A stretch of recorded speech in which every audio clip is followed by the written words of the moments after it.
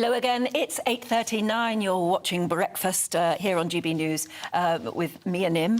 And talking about Im, I've just got to do this one before we go. Oh, where is it? No, I can't find it now. Oh, yeah, no. Neil says, sorry, Martin, but if you're travelling anywhere abroad and you're only spending time on a sunbed, you're a bit sad.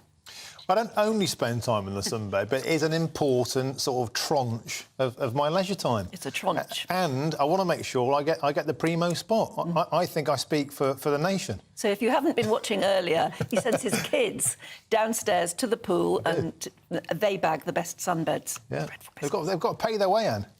Yeah.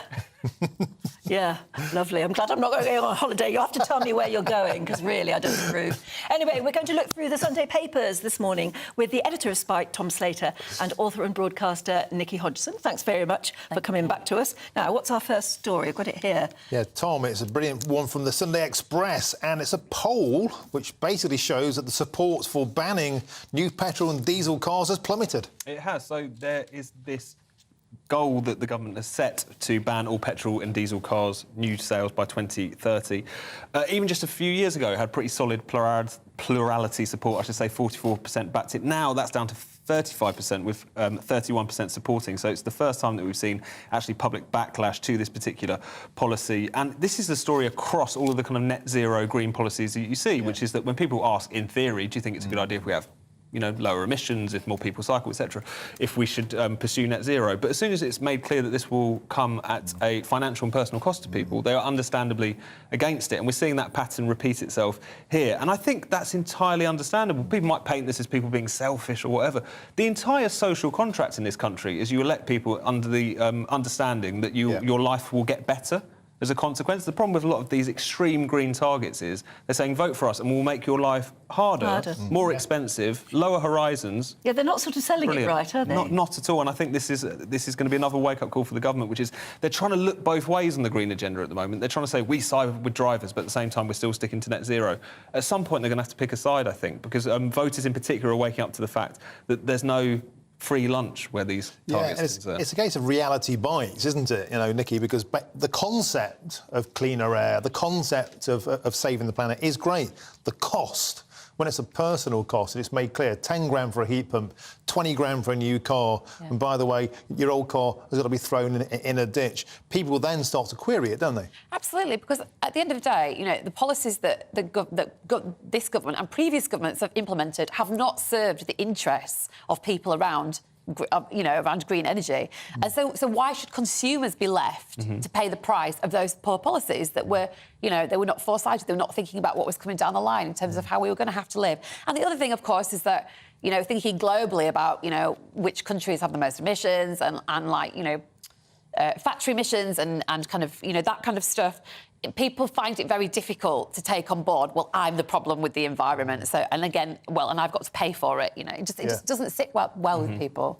Move us on to the Sun on Sunday story you've been looking at about social media platforms like TikTok and Facebook, which are joining forces with the police to crack down on people smugglers. Yeah, this is quite an extraordinary bit of reporting, actually, from Sophia Slay, who I think comes on here, actually, sort of saying that Rishi Sunak has decided that one of the problems around people smuggling is that there are ads. I didn't know this, but there are ads on TikTok, and Facebook, advertising services basically saying, if you pay this much, we'll give you a kind of fake passport and all the documents you need, and you can come to Britain or other countries.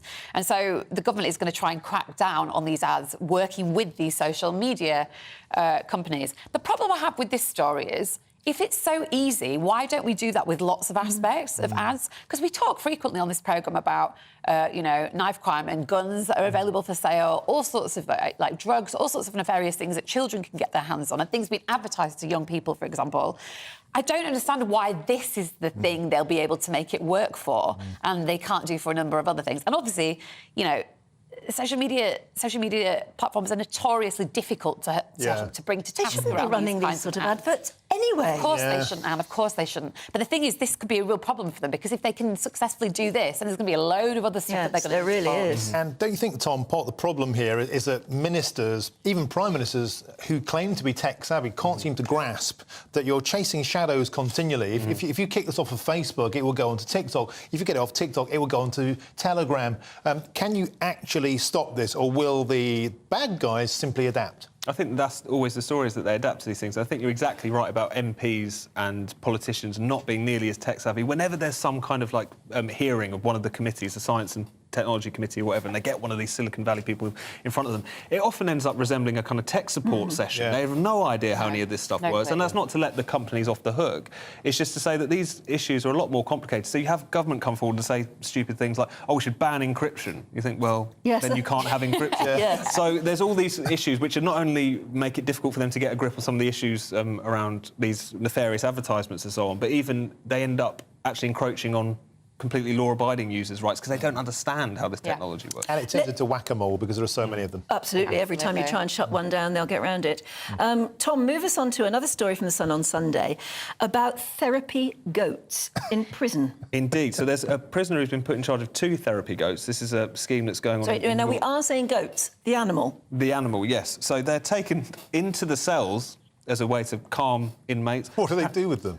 Well, the less said about that, the better. But apparently to calm them as they paint and do yoga. So this is part of a kind of holistic, quite hippie-ish sounding sort of means of keeping prisoners lots of people occupied. take rabbits and cats and dogs into, for instance, old people's homes or care homes, because that's the only interaction they actually have with animals, with pets. But I never thought of therapy goats in a prison. It's either also into the cell, what them going up the flight of stairs, along that doesn't sound right. along the wing, into the door. I mean, it sounds a little bit implausible, but again, it's apparently part of this way to, again, calm prisoners. They can also take part in ukulele lessons. So I don't know if this is... I'm wondering whether this is part of the kind of influx of Just Stop Oil, Extinction Rebellion people who are now making their own fun. Well, that's the sort of thing they'd be into. Me and John were talking about this. We were sort of thinking, so let's get this straight. You come out of prison with the ability, to paint, do yoga, play the ukulele, and possibly be calm with a goat. I don't know how transferable those skills are. The trouble is, it could be just a story chasing a cheap headline. In that, I imagine that it's done in prison as much as care homes, as we've been talking about. That anyone local who is already accredited, I presume, and has offered to take their animals in to hopefully have some sort of calming effect.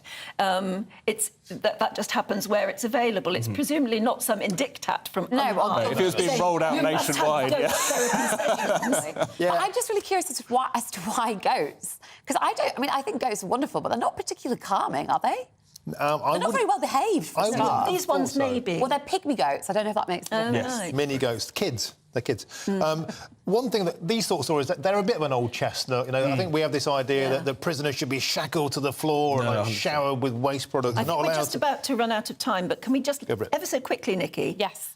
Talk about the airline passenger who had a severe nut allergy. Yes. Oh, God. Well, I share her nut allergy, so I absolutely empathise with the story. Her solution to the airline not banning nuts was to buy all the nuts available for sale. That's what she had to do. She bought all of the nuts? She bought £150 worth of nuts, which was more than the £50 flight cost. Gosh. Eurowings is the airline. Eurowings. Because, recently when I was flying, they just don't serve nuts. No, and they often do an announcement. You get these horrible little pretzels or whatever, but you don't get peanuts anymore because most airlines recognise the fact that if they've got a passenger on board with a nut allergy, it can be devastating for them. I have the same allergy. I'm susceptible to the dust in nuts. It's not even eating it. So if somebody does open a packet of nuts around me, I can be very poorly. So, I sympathise with her, but I'd never actually come up with such a creative solution.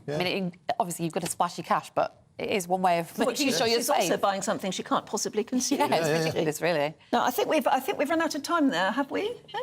Yes.